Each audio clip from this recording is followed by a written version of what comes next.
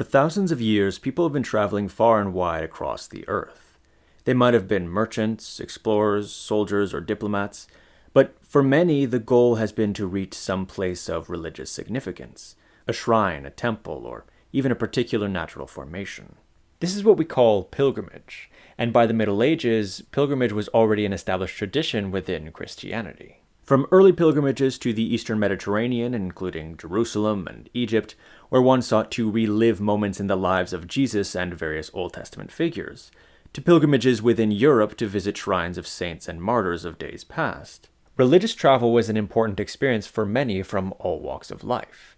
Rich, poor, men, women, ill, healthy, young, or old, we read about it a lot. But it's one thing to read about, it's something else entirely to experience, which is why I decided that I wanted to try and do it myself, the way someone would have in the Middle Ages. Others have done it. In fact, I was largely inspired by Lady Laura von Funfkirchen on Instagram, who made a pilgrimage to Santiago de Compostela from Porto back in 2022. So, in June and July of this year, 2025, I dressed as a medieval pilgrim and walked from Paris to the popular medieval pilgrimage site of Tours to visit the shrine of Saint Martin.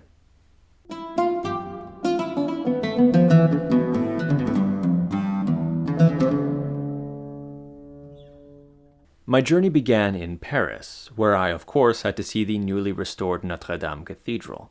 I did this pilgrimage as a late 13th century pilgrim, so I paid special attention to anything which would have been around at that time.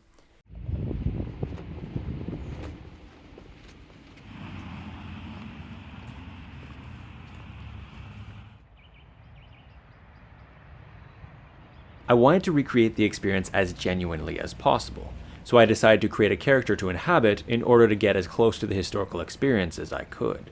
Now, with all that said, of course, we have to keep in mind that it's impossible to fully recreate this experience for myself or for anyone else. The world we're living in is no longer a medieval world. It doesn't have the institutions. It's not built around the same infrastructure and the same ideas as it was back then. Likewise, I am a modern man. I'm not a medieval pilgrim. So my own mental background, my own thoughts, my own experiences are going to be different from those of a medieval pilgrim. Of course, there was no single medieval pilgrim. They came from all walks of life and all sorts of backgrounds. But still, I have different baggage coming into this, which means it's going to be impossible to fully exactly recreate what it was like to be a pilgrim in the Middle Ages. There's no way I'm going to be able to come out of this and say, I know exactly how it felt. I know exactly what that experience was. Nonetheless, I still think this is a worthwhile experience.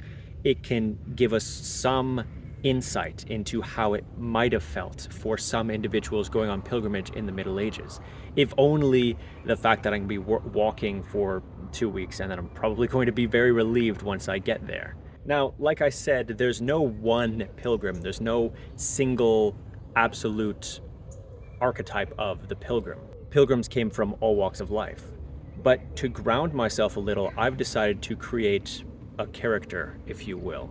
I'm inspiring myself off of a 13th century pilgrim. My outfit, more or less, is based on images of pilgrims that I've found from the 13th century.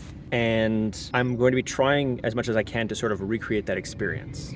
I'm not a wealthy man. I'm going to be going as a lower class pilgrim, someone who doesn't necessarily have a whole lot of money to be throwing around, which is why I'm walking the whole way and not taking a cart or a horse. But pilgrims could be really anyone. You know, I started out in Paris. For someone of lower income, you could have someone from the countryside right outside of Paris. You could have a free peasant. You could have a hired hand.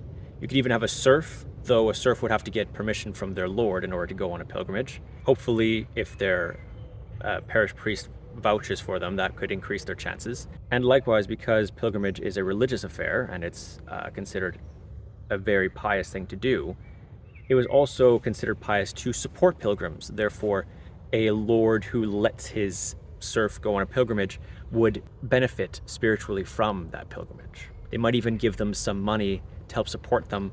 They might request that they light a candle for them in the church at the shrine when they arrive at the end of their pilgrimage. Since I'm coming from Paris, I've decided I'm going to be sort of an urban laborer. I could either be a hired hand, an unskilled worker. There was a lot of those in big cities. I could be a journeyman working for an established artisan, or a member of an association, maybe not necessarily a guild, but a smaller association. So it's possible that either my employer, if I'm just a hired worker, or other members of my association could have given me some money to support me on my journey, requested that I pray on their behalf once I get there, sort of having me as a proxy for them. That's the sort of background that I'm going to have. I'm going to be some kind of an urban laborer from Paris who got some support from his, I'm going to say my employer. I'm going to go and light a candle for my employer. They've offered to help me a little bit financially in order to, help them, have them join in the spiritual benefits of this pilgrimage.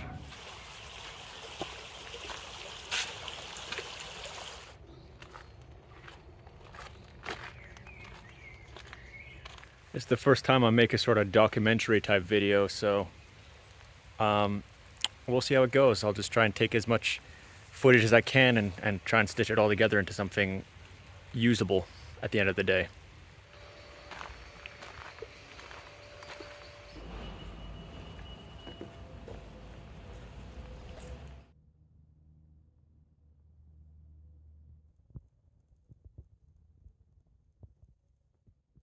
Now, I've been to a lot of very beautiful old churches, but even so, every time I step into one, especially a medieval one, I'm filled with awe.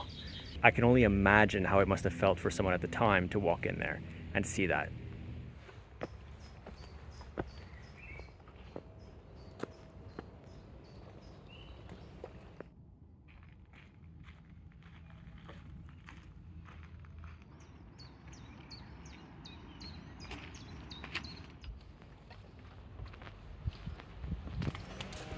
So I'm not going to be talking about the majority of the places that I stay at on my trip because most of them are modern hotels and hostels. However, this place is an exception.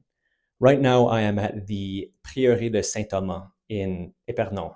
The first monastery here was established by one of the followers of Saint Martin, who was one of his monks at Marmoutier, his monastery near Tours. By the 11th century, it became a place that would accommodate pilgrims on their way to Tours. And this was when the abbot at the time of Marmoutier acquired this monastery, and it became more closely connected to that pilgrimage.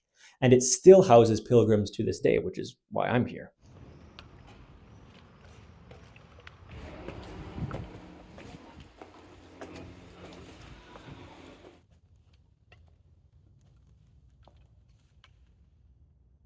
And this is part of a phenomenon that we see in the Middle Ages of establishments made to support pilgrims on their journey. Most of these were religious houses, monasteries, or specific hostels or hospitals that were meant to service pilgrims and to support them and give them a place to stay and a place to eat. Though some of these places were also founded by lay fraternities, guilds, and such. But you'd have these sorts of places all along pilgrims' routes to support them on their journey, which is especially important for a lower class, maybe poorer pilgrim, such as myself, who can't necessarily afford to stay at inns all the time. And so as pilgrimage is booming in the High Middle Ages, and especially long distance pilgrimage, these places start really becoming important, and you get a lot of them throughout the medieval world on the way to certain shrines.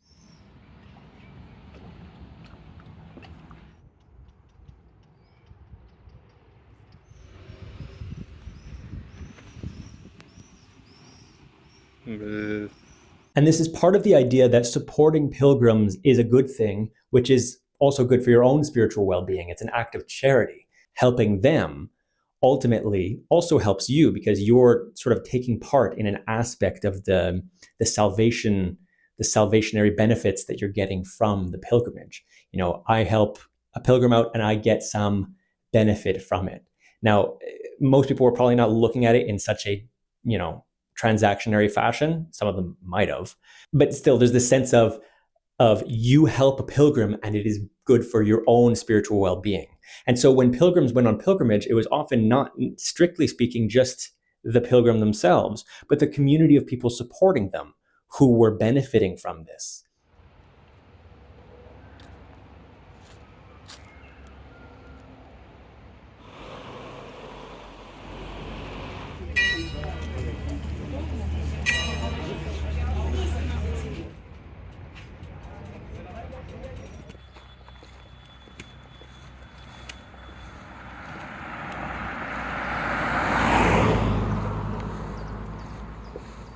So why go on a pilgrimage in the Middle Ages? Well, lots of reasons. People often went to venerate the relics of saints and Jesus in the case of going to Jerusalem. You're going to the place often where these people's remains are, and therefore it's the closest proximity to them in heaven, since a part of them was thought to, or a part of their holiness was thought to reside within their relics. It's a devotional practice. It's a way of showing devotion to a saint or to Jesus. There was also often an expectation of miracles occurring at shrines during pilgrimages, and pilgrims would often carry stories of miracles taking place at various shrines and share them orally. And as these stories get shared, certain sites become more popular as pilgrimage destinations. One of the most common miracles expected for a pilgrim is things like healing. And we often hear stories of the sick performing pilgrimages to shrines in an expectation of being healed of their illness, especially if they've tried everything else. You hear often of people who the physician can't do anything anymore. And so what they have left to try is to venerate a saint and put their health in the hands of God.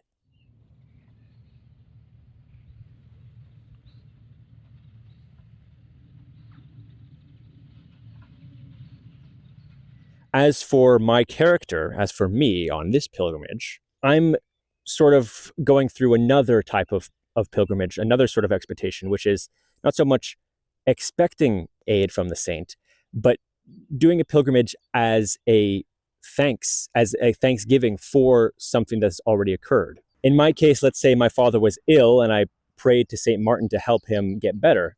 Once he gets better, then I devote myself, I vow to make a pilgrimage to the shrine of St. Martin at Tours in order to thank him for that. You have all sorts of people who make vows in exchange for help from saints.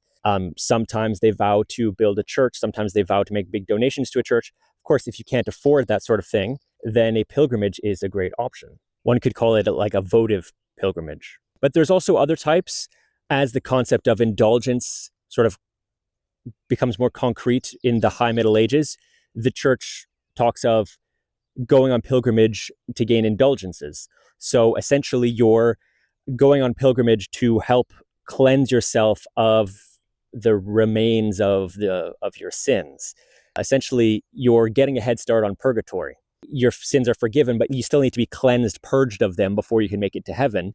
So acts of charity and things like pilgrimage and regular prayer and things like that are ways to gain this sort of indulgence. Then you also have people who are doing pilgrimages as part of their penance assigned to them by a priest for the forgiveness of their sins. Oftentimes, the distance to the shrine is related to the severity of the sins. Some people for very severe sins are sent all the way to Jerusalem, whereas some people are told to make pilgrimages more nearby. In that case, oftentimes you have a priest at the location has to give you a certificate to ensure that you've actually done the pilgrimage.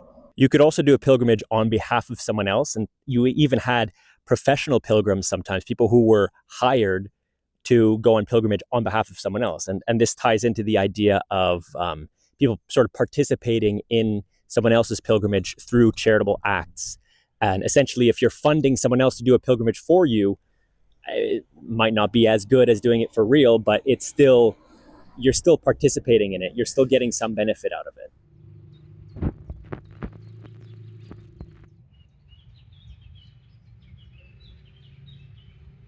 So, who was Saint Martin? Well, to make a long story short, he was a Roman soldier turned priest from the 4th century. He left the military life to spread Christianity in Gaul, later France, eventually becoming the Bishop of Tours. Unlike most bishops of the day, though, Martin was much more interested in the contemplative, simple life, and the story goes that he was made bishop against his will. But he founded several monastic communities, including the Abbey of Marmoutier near Tours. And, as I've noted, several of his disciples would found other monasteries further afield as well. Martin was seen as a saint even in his own lifetime, with his first hagiography, or saint's life narrative, being written while he was still alive by a follower of his, Sulpicius Severus. As a holy figure, people came from across the region to visit his tomb, but pilgrimage to Tours really began to grow prominently in the 5th century, when the Bishop of Tours, Perpetuus, promoted the cult of Martin and built a larger church over his tomb, where there was previously just a chapel. He also instituted the 4th of July feast day, which celebrated the investiture of Martin as Bishop of Tours, the consecration of the new church, and the transferal of Martin's remains, or relics, into this new church. And it became an important feast for pilgrims coming to Tours. And it's also why I chose this day as the arrival for my own journey. Over the years, Martin would go from a local saint to a universal one, becoming one of the most popular saints in the Middle Ages, and Tours would, as a result, become a popular destination for medieval pilgrims.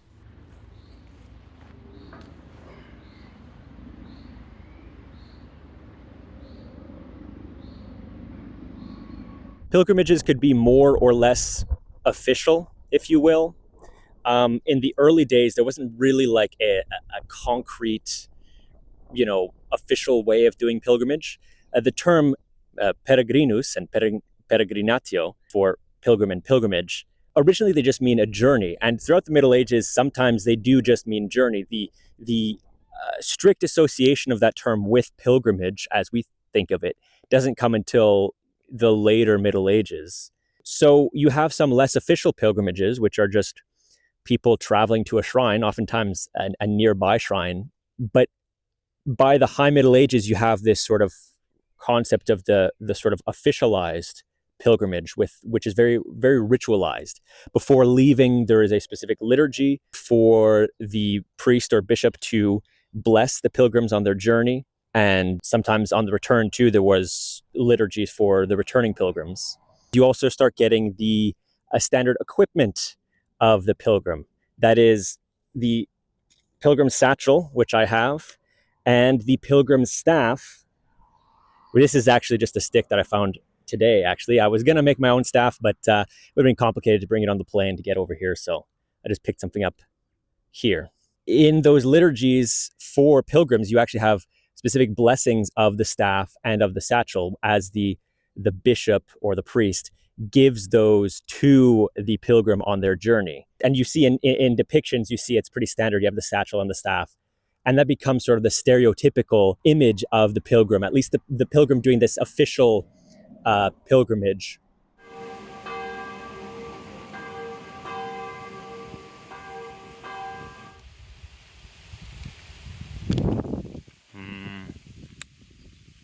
Bread. After a few days, I arrived at my first major stop, Chartres. Chartres was an important pilgrimage site in its own right, but it was also a common stop for pilgrims on their way to Tours.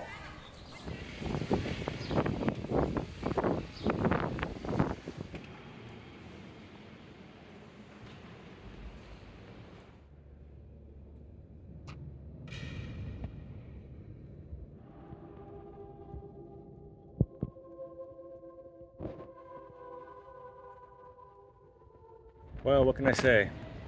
People say Chartres Cathedral is the most beautiful Gothic cathedral. It's the sort of most famous Gothic-style cathedral, and it is very nice. It's also got great acoustics. There was like a school choir group or something that were singing at one of the altars, one of the chapels in the back of the cathedral, and I could hear it from every end of the cathedral. I was actually genuinely really impressed by how good the acoustics are in there.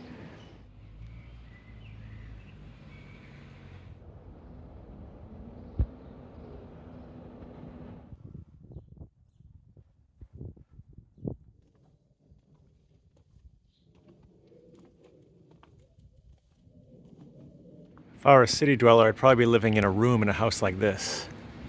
Probably renting it. Possibly even living in the same house as my employer.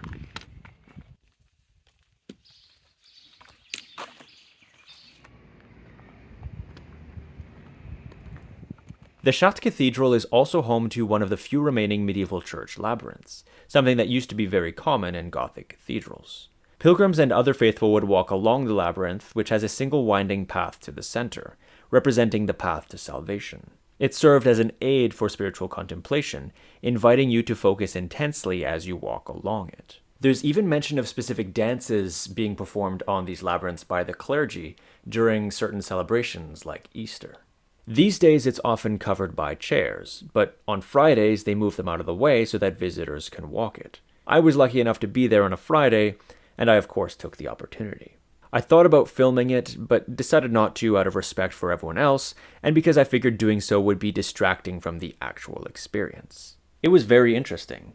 One thing I noticed is that it was actually hard to know how much longer it would be because the path was so winding that I never knew whether I was near the end. Well, except for the fact that I had to stop for several minutes near the end because some people decided to hog up the space in the center, despite the fact that the caretakers asked on several occasions for everyone to make it quick so that everyone have a nice, smooth experience. I mentioned that to a friend and she wondered how many times that exact same thing has happened over the centuries. And indeed, then as now, people had a wide variety of different pilgrimage approaches and experiences. For example, some arrived in solemn contemplation, while others had energetic, passionate, emotional reactions which were highly visible to everyone around them. Some people were highly engaged in the experience, singing their own folk tunes and creating their own rituals, something which annoyed some but was welcomed by others. But anyway, my next stop after Chartres was the city of Orléans, or Orleans. Typically, a pilgrim at the time would have been more likely to travel more directly to Tours via Châteaudun and Vendôme, but I'd always wanted to visit Orléans and walk along the Loire River, so I decided to go that route instead. It also wasn't uncommon for pilgrims to adjust their itineraries in order to reach particular churches or shrines which they wanted to visit, so I felt like that was justified. However, when planning this pilgrimage, I realized that walking from Chartres to Orléans would have been a very long digression, which would take 2 full days of walking over 35 kilometers a day through mostly fields with little around and few towns, few places to stay and to get food or water. So I ultimately decided to cheat a little bit for the sake of a more interesting journey, and I took a 2-hour bus from Chartres to Orléans. Unfortunately, there were no stops in between, otherwise I would have gotten off halfway and walked the rest. But I took this as a small mercy after all the walking I'd done already, and of course there was still plenty more to come.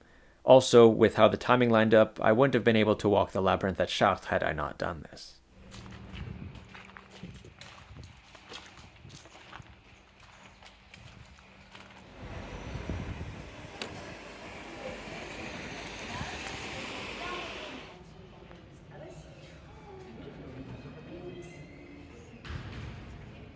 Orléans was long a royal city of similar status to Paris, which is why I wanted to visit. But if you come here today, you'll realize that they're actually more proud of their connection to Joan of Arc, who relieved the English siege of the city in 1429. They even have the house that she stayed in during the siege, though it had to be rebuilt after World War II. So behind me there is the remains of one of the doors of Orléans. But I had to go through a sketchy car park underground to find it. I had to wander around until I found the door. And then when I get to the door,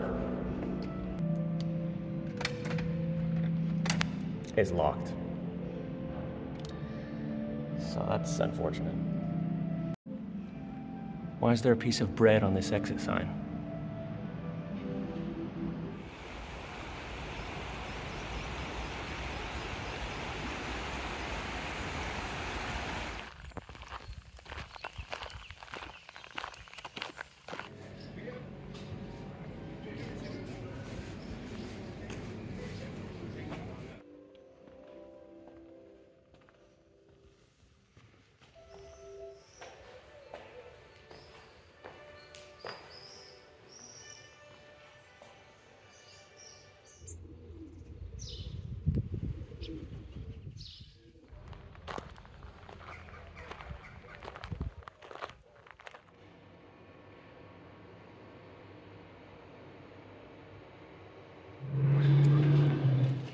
Jesus. Found this guy in the basement of the castle. Oh, I wasn't expecting that. That dragon is a reference to the story of Saint Lefardis, a cousin of the Frankish king Clovis, who was said to have killed or imprisoned a dragon here at Meung-sur-Loire in the 6th century.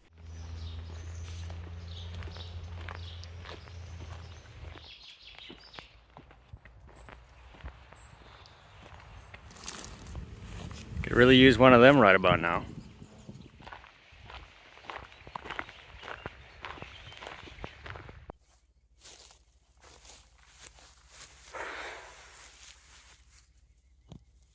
A pilgrim on the road could encounter any number of perils. Actually, any traveler could encounter a number of perils. These could be natural, like storms, flooding, incredible heat. France is going through a heat wave right now, so that's my burden, and it is making things very difficult. I don't know if you can tell how wet my hair is from sweat. But these dangers could also be human perils, armies traveling through in a time of war, but even in times of peace, you have bandits and highway robbers and stuff like that, who were known occasionally to try and rob pilgrims. And they might even go, especially around areas where they knew there would be a lot of pilgrims passing through, like certain bridge crossings and such. Of course, this is something that was highly, highly condemned by the church. I mean, banditry in general was condemned, but, especially attacking pilgrims. They were given a sort of semi-sacrosanct status on the road. Like, protecting them was a great good, and attacking them was a great evil. Because of the dangers of travel, you often had all sorts of rituals that were developed over the years to help protect people who were going out to travel. I mean, people weren't just traveling willy-nilly, deciding, hey, on a whim, let's go down to the beach or anything. Travel was something that was planned ahead of time, and most people didn't do a lot of traveling. Some people who did a lot of traveling, they recognized that this was dangerous. And so you have all these rituals that are developed in order to help protect people on the road. Now, some of these rituals are more or less acceptable to certain members of the church. César of Arles talks about rituals that were performed that he deems pagan and demonic and bad. And he says, if a Christian wants to gain protection from God on the road, all he needs to do is cross himself and recite either the Creed or the Our Father, the Pater Noster. But there was this need for protection, and people wanted this extra protection. So eventually you start getting liturgies specifically for protecting people who are going out on a journey. Specific masses said on behalf of people who are going on a long journey, which could be dangerous. And this is actually sort of the context out of which the whole idea of the liturgy for the pilgrim's departure comes from. It originates in these liturgies just for travelers more generally. And it gets adapted for a more specific ritual pilgrimage context.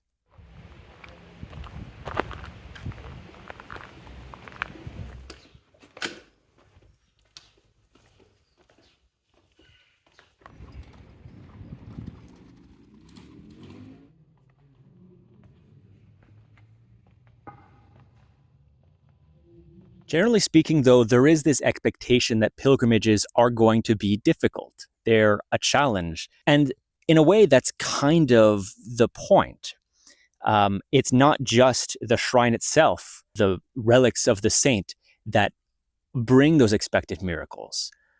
It's the work that goes into it, the devotional labor going into it that helps bring about this state where you can expect a miracle. It is a devotional act working towards getting that expected miracle or that indulgence. When you have the concept of indulgence becoming more concrete, a lot of pilgrimages, they have different levels of indulgence based on how far you've traveled to get to the specific shrine. And of course, in my case, it's working to pay off this sort of debt, to fulfill this vow that I have made.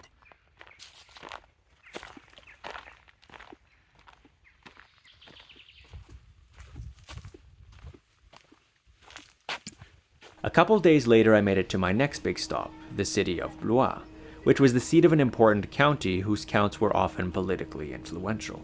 However, the architecture of modern Blois very much reflects its importance in the Renaissance, when it came to be a royal possession, with King Louis XII and Francis I investing in it heavily.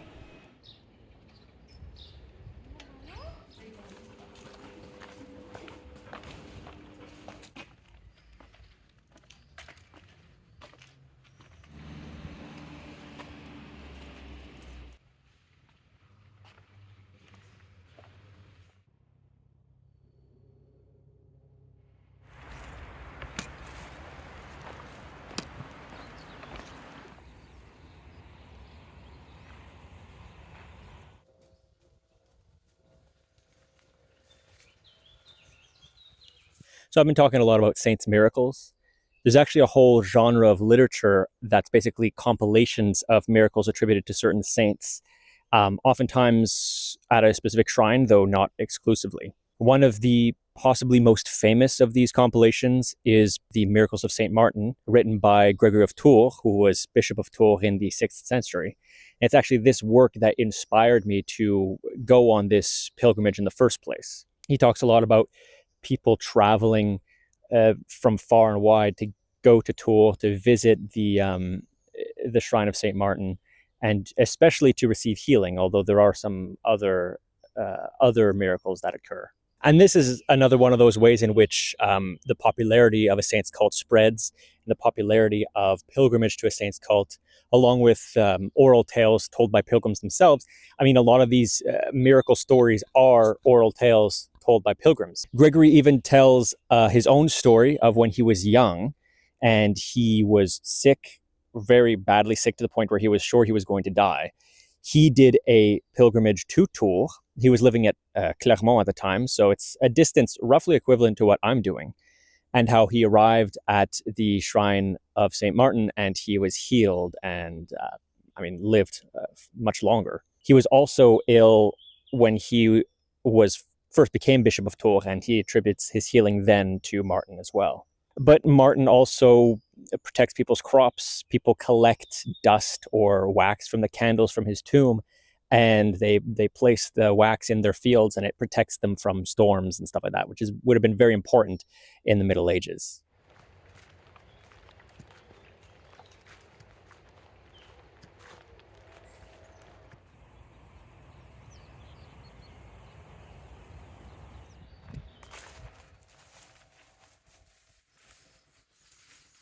My final stop before arriving at Tours was Ambis, where I got to see the castle and the tomb of Leonardo da Vinci. Probably.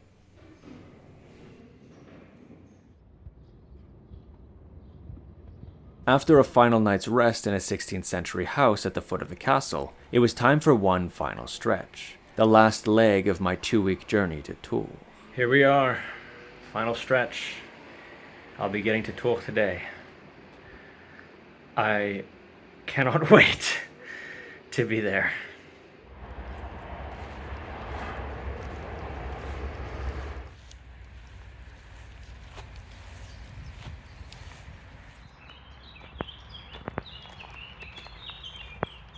So, full disclosure, yesterday I took the train for the second half of my journey. It was getting really, really hot, and there was a high of 38 yesterday, and I was genuinely starting to get a little bit concerned for my health and well-being. So I decided this wasn't an easy decision, but I decided ultimately to, when I got to the train station, or an area where there was a train station, I took the train for the rest of the journey to Ambis, about half of the journey that I did yesterday. But this brings me to another topic that I wanted to talk about, actually, and that's methods of transportation. Obviously, there's walking, the most available and probably the most the means of transportation most associated with pilgrimage is walking. It's free. Most people can walk. If you can't walk, then chances are you're not doing a pilgrimage, although some people with disabilities did do pilgrimages with assistance from others. But there were other options available. Those who had more money they tended to bring animals with them, and they could be animals to ride, animals to carry their stuff, animals to pull a cart with their stuff in it, or to pull a cart with them in it. There's a story from the 10th century about a Provençal knight named Bobo, who vowed to make regular pilgrimages to Rome. He brought a mule with him, but the author notes that he rarely rode it because he was constantly offering it to others, especially, the poor and blind people. Apparently, there's a lot of blind people on pilgrimages to Rome. The author also talks about how he was very sore on his feet because he was not accustomed to walking everywhere. He was accustomed to riding as a knight, which tells us a little bit about how the experience might have been different for different people.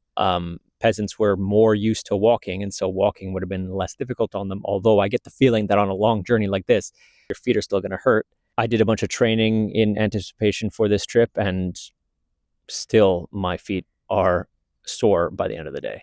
But anyway, this story, the point of it sort of is the idea that this man, Bobo, was very humble because typically the assumption is that wealthier people who can afford to bring a mule with them are going to be riding it themselves.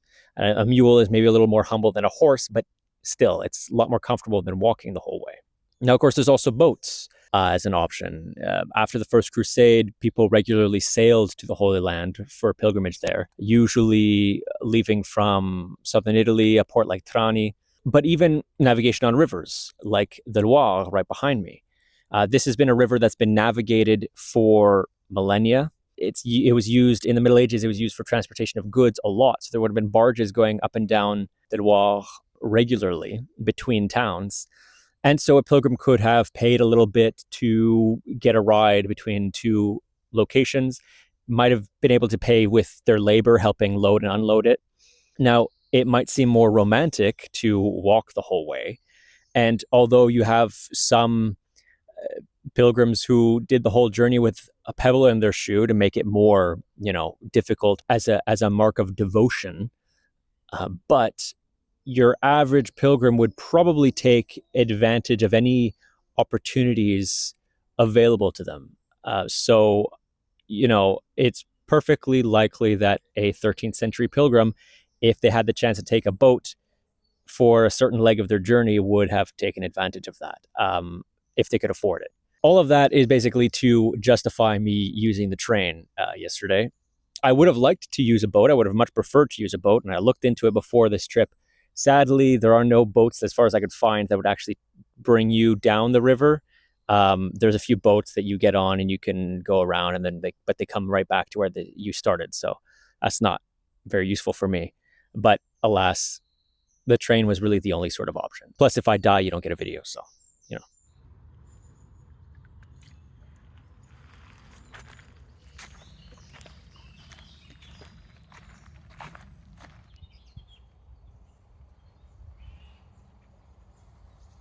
Arriving in Tours, it was kind of incredible the sense of relief that I felt. The first stop I made was at the Cathedral on the east side of town. It suddenly hit me that I was following in the footsteps of so many before me. Of course, in the 13th century, the cathedral was not the most important stop for a pilgrim, if they would have even stopped there at all. The cathedral was in the Old Town, but Tours was almost two cities at the time. The Cité of Tours proper and the Château Neuf, the urban center that developed in and around the fortifications surrounding the Church of St. Martin. The area between them had been mostly rural, with the lands of the Saint-Julien Abbey, established by Gregory of Tours back in the 6th century. Though by the 13th, the towns were starting to approach one another as the space between them started to become more urban. One thing that's cool about the Old Town, though, is that you can still see some of the old late antique Roman walls that incorporated the amphitheater into their defenses. In fact, if you look at a map of Tours from above, you can even see how the space of the amphitheater affected the urban landscape above it. Once the amphitheater stopped being used, the space was soon occupied by various buildings. By the 13th century, the Church of St. Martin and the Abbey of Marmoutier had both managed to gain independence from the Bishop of Tours. And, in fact, the cult of St. Martin had stopped being so strongly connected to the city's bishops as it had been since the time of Perpetuus, and was instead in the hands of these autonomous religious communities. So, for a 13th century pilgrim like myself, it was the Chateau Neuf which was more important. Sadly, if you go here today, you won't see much of the original church. The building, which would have been around in the 13th century, was demolished, alongside many other churches, during the French Revolution. All that remain of it are two towers which used to be at opposite ends. But after the tomb of St. Martin was rediscovered in the late 19th century, a new basilica was constructed and consecrated in the 1920s, and that's where I'm headed.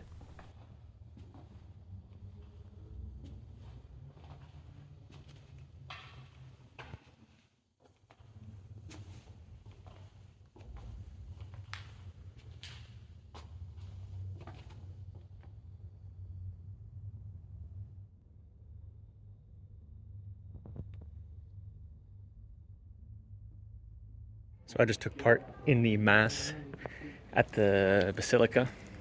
I didn't do communion because I'm not Catholic, but otherwise.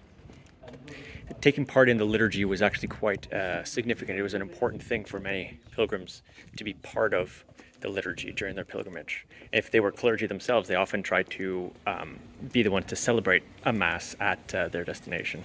Now, today's liturgy does differ quite a bit from that of the 13th century. You have both the Council of Trent changes and also the Vatican II more recently. But still, it felt like it was important to be part of the liturgy, the Mass there on the feast day. They had some stuff. Back then, they would have had more processions and would have been a bigger deal. They've got some events going on for the next couple of days over the weekend. I also visited the tomb of St. Martin, and I left my staff and my cross as sort of votives, which essentially concludes my pilgrimage. It's all over. Of course, in real life, this would only be the first half. I still have to get home, but I'm just going to take the train and the plane at that point. For many pilgrims, it was important to leave something at the shrine that you were going to for your pilgrimage. This could be some sort of like a votive offering, either as like a thank you or a gift in exchange for the miracle that you're expecting. But there's also not only leaving something behind, but also taking something with you. Pilgrims oftentimes, on the return from their pilgrimage, they brought something like a souvenir. In the early days, there was an attempt to get sort of secondary or even tertiary relics, things that are not necessarily the remains of the saint, but things that have been in contact with it. In Gregory of Tours and Sulpicius Severus's narratives of miracles of St. Martin, they talk about several instances where someone takes dust off of the tomb of St. Martin and mixes it with oil or with holy water. And this is either something that's drunk to heal, to help heal you, or in some cases, you keep the vial and you bring it home and or just a pouch of dust, and it serves as a sort of relic that the person can keep with them back home. There's also the mention of wax from candles burned at the tomb. And I actually collected a little bit of candle wax while I was at the tomb of St. Martin. Don't tell anybody. But Gregory of Tours says that he did it himself, and he brought some back to his home, to one of his estates where there was a field that was constantly, regularly affected by bad storms that would cause crop failures. He placed the wax in the field, and his crops would survive the storms. But as time goes on, you get the sort of standardization of certain types of souvenirs, especially pilgrim badges. These are badges out of tin or pewter or something like that, which pilgrims would often get. You'd have people whose job it was, they would make these badges specifically for pilgrims to bring home with them, and they would sell them next to the church, or possibly even in the church, to pilgrims, especially on those feast days where pilgrims were congregating. Many of these badges would get sewn into the pilgrims' hats. And you have some pilgrims who are wandering about and they have badges all over their hats and all over their clothes. The point where some people started to get a little bit critical of people who are doing it very touristically, doing it sort of to show off how many places they've been to and not actually out of devotion. But not everyone had that opinion. And for some people, this was a very important reminder of the feeling and the sentiment of that pilgrimage experience. And so I've actually got a couple of these First of all, there's an actual like pin badge. It seems like this is sort of the modern equivalent of a pilgrim's badge. So I got one of these. And also at the little boutique that they have on the inside of the church, I got this little thing. I thought this was a badge. Turns out it's a magnet. I might remove the magnet and attach like a loop onto it so I can sew it into something as a pilgrim's badge, or I might just keep it like this. Who knows? But this is sort of more similar to the sort of badges that you would have at the time. And in a way, these badges were also sort of talismans of protection, ways of sort of keeping you safe on your return journey home, or signs that you are being protected on your return journey home. Today is indeed the 4th of July, the feast of St. Martin in the summer, the feast of the translation of his relics, of the consecration of the Church of St. Martin in Tours, and of his ordination as Bishop of Tours. And to finish the day, to finish my pilgrimage, I'm going to tell you a little bit about a very interesting tradition that started in Tours at the church in the 1140s. And that is the tradition of St. Martin's possession of the church. In 1141, an old canon from the Church of St. Martin claims to have seen Martin and his disciples appear in the church after Vespers on the 4th of July. Martin told the cleric to leave so that he could celebrate Mass, a command which the terrified priest obeyed. From then on, it became a tradition that every year on July 4th, after the evening vigil which followed Vespers, so around dusk, the main altar of the church was prepared to celebrate Mass, and enough candles and lanterns were lit so that the church would remain illuminated all night long. Everyone then had to leave the church, and the doors were locked and guarded so that St. Martin could come and celebrate the Mass in the church which contained his earthly remains. I can only imagine the impact it would have had on a pilgrim to see the lights shining from the large Gothic windows, knowing that the saint you came to venerate was in that building celebrating the Mass. And so with that, my pilgrimage was at its end. It was rough, I won't lie, definitely not the most leisurely way to spend my vacation, but I do think it was worth it. As I said at the beginning, there's so many factors which make it impossible to make a one-to-one recreation of a medieval pilgrimage. So I knew I wasn't going to come out of this ready to write a whole dissertation about what it actually felt like to be a medieval pilgrim. But I do have a better appreciation of what it could have been like. Like I said, there were as many different types of pilgrim experiences as there were pilgrims in the Middle Ages, and now I have a greater respect for what many of them went through. I can understand how something like this could be considered penitential, but I can also understand how some people would find it somewhat addictive. I myself am a little bit torn as to whether I would do something like this again. But I think that's enough about me. I hope that you enjoyed this video and that you learned something from it.